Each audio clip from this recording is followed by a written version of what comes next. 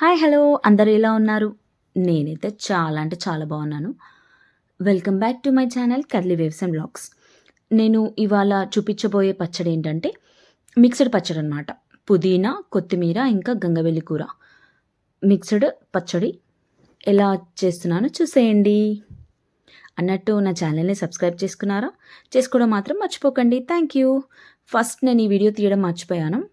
నువ్వులు, జీలకర్ర, ధనియాలు ఇవి బాగా వేయించి పక్కన పెట్టుకోవాలి.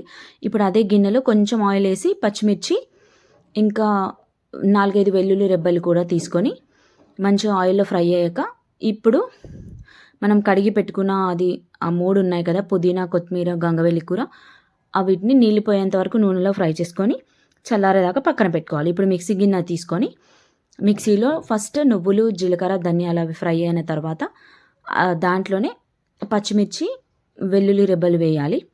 వేసి సరిపడా ఉప్పు వేసుకొని దాన్ని కూడా మిక్సీ పట్టుకోవాలి. అన్నట్టు మర్చిపోయాను, 4-5 చింతపండు రెబ్బలు కూడా నానబెట్టుకోండి. ఈ పచ్చడిలోకి చాలా బాగుంటుంది టేస్ట్.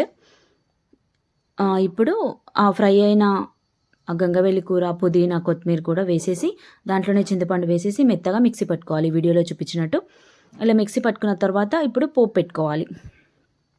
చూసారా, మెత్తగా పేస్ట్ అయిపోయింది. ఇప్పుడు ఏంటంటే అదే గిన్నె, నేను వేయించిన గిన్నెనే తీసుకుంటున్నాను, మళ్ళీ ఇంకో కొత్త గిన్నె కాకుండా అదే బౌల్లో కొంచెం ఆయిల్ వేసుకొని దాంట్లోని జీలకర్ర, ఆవాలు, ఎండుమిర్చి ఇంకా కరివేపాకు, దంచిన వెల్లుల్లి రెబ్బలు 4-5 వేసి కొంచెం పసుపు వేసుకొని బాగా ఫ్రై అయిన తర్వాత ఇప్పుడు మనము రుబ్బుకున్న పచ్చడిని ఆయిల్లో వేసేసేయాలి ఆ పోపులో. అంతే, సింపుల్గా టేస్టీగా ఉండే పుదీనా మిక్స్డ్ పచ్చడి అయితే రెడీ. మీకు ఎలా అనిపించిందో ఈ పచ్చడి నాకు కామెంట్ చేసి చెప్పండి. నా ఛానల్ని సబ్స్క్రైబ్ చేసుకోండి. మరిన్ని మంచి మంచి వీడియోలో మళ్ళీ కలుద్దాం. Bye, tata, take care, thanks for watching.